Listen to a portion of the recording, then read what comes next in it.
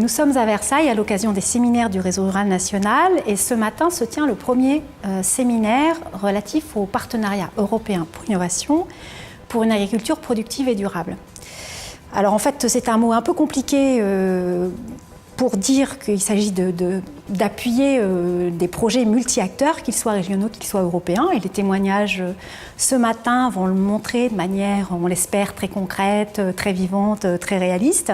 Et l'idée, c'est de montrer le PUI à l'œuvre. On en a beaucoup parlé de manière théorique, et là, il s'agit vraiment de le montrer de manière le plus pragmatique possible.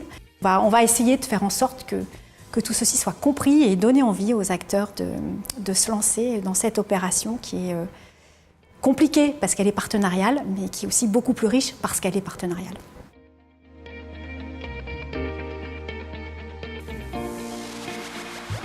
Donc le projet il s'appelle Progrès Live et donc il a pour but de développer en région Bretagne et Pays de la Loire la culture de protéagineux grains, donc 3 protéagineux grains, le pois, le lupin et la févrole, pour alimenter nos élevages dans un but de réduire la dépendance protéique des élevages de l'Ouest. Alors le projet il s'appelle Pour une agriculture en qualité totale, donc un projet PACT qu'on a développé sur le territoire du département du Tarn-et-Garonne et en incluant si possible le maximum de production. Donc que ce soit des grandes cultures ou ce qu'on appelle nous des cultures spéciales, cultures pérennes, donc arboriculture et viticulture.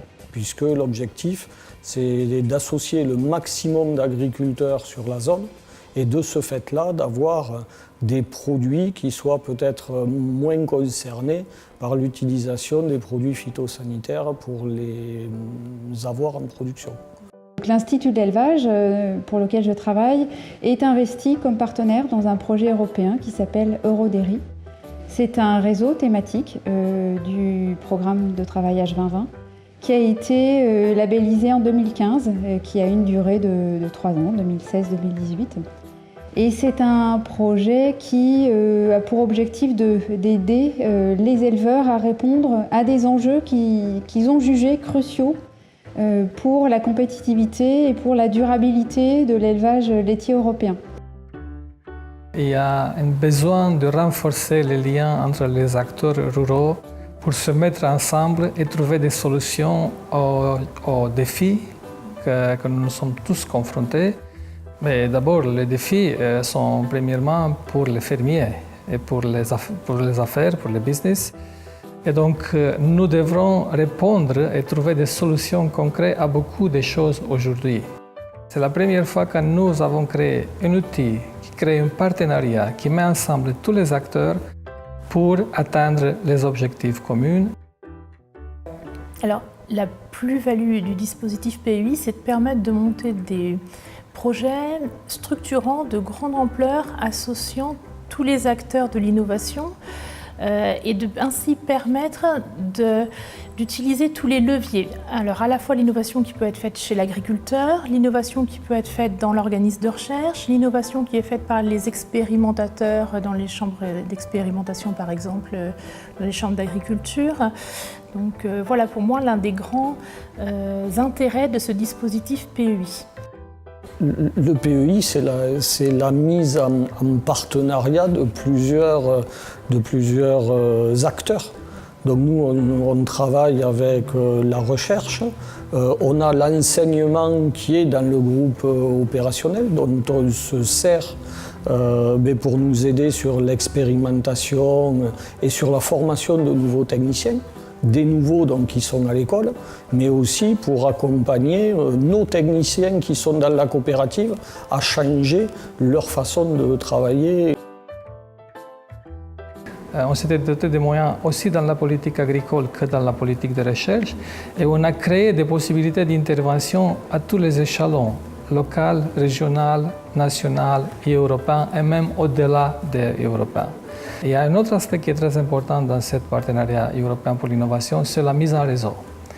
Donc nous avons la mise en réseau d'abord au niveau développement rural, où nous avons même créé un réseau spécifique.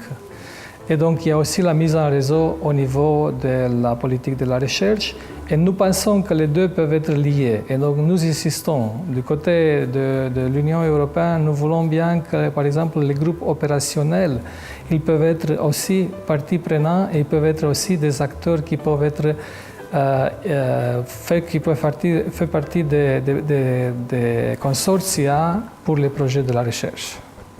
Oui, moi je pense qu'il y a de toute façon un besoin de communiquer autour des outils, autour des services d'appui disponibles et de créer l'envie des acteurs de participer. C'est vrai que ces projets sont quand même très intéressants du point de vue des échanges qu'on peut avoir en interdisciplinaire parce qu'on va rencontrer des acteurs qu'on n'a pas l'habitude de côtoyer.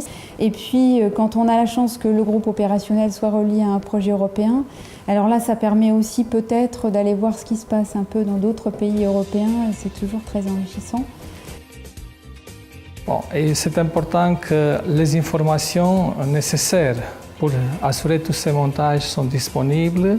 Maintenant, c'est le temps de passer à l'action. Nous pouvons trouver des solutions pratiques avec le peu de ressources financières qu'on a.